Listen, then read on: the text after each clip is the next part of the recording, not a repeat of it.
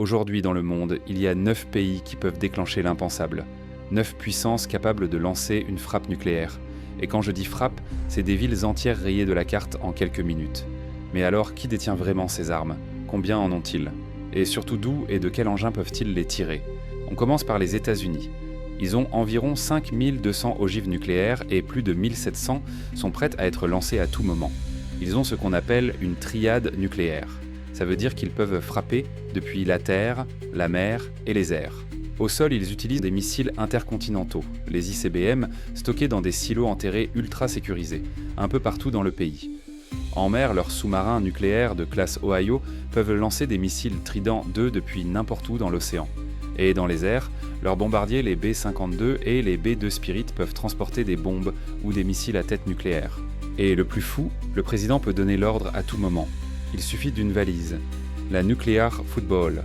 En face, la Russie. Elle possède à peu près autant d'ogives, autour de 5580. Elle aussi a une triade nucléaire complète. Les missiles au sol, ce sont des géants comme le Yars ou le Sarmat. Certains peuvent même emporter plusieurs ogives à la fois. Côté mer, la Russie a des sous-marins Borei capables de lancer des missiles balistiques Bulava.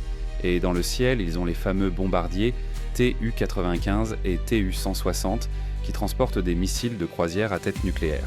La doctrine russe est simple, si le pays est en danger de mort, le feu vert peut partir.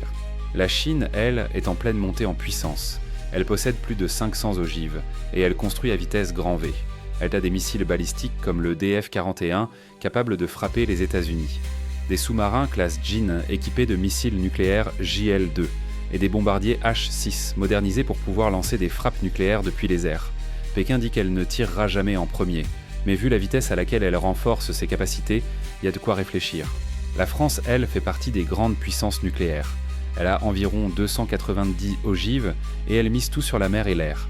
Elle dispose de 4 sous-marins nucléaires lanceurs d'engins appelés SNLE, armés de missiles M51 capables de frapper à plus de 8000 km.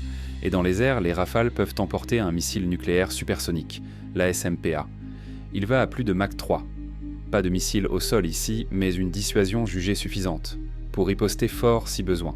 Le Royaume-Uni, lui, fait plus simple, que de la mer. Il possède environ 225 ogives, toutes embarquées sur ses 4 sous-marins nucléaires de classe Vanguard. Ces sous-marins sont équipés de missiles Trident II fournis par les États-Unis. Et ce qui est fou, c'est que chaque commandant de sous-marin a une lettre écrite à la main par le Premier ministre, avec les consignes à suivre en cas de guerre nucléaire.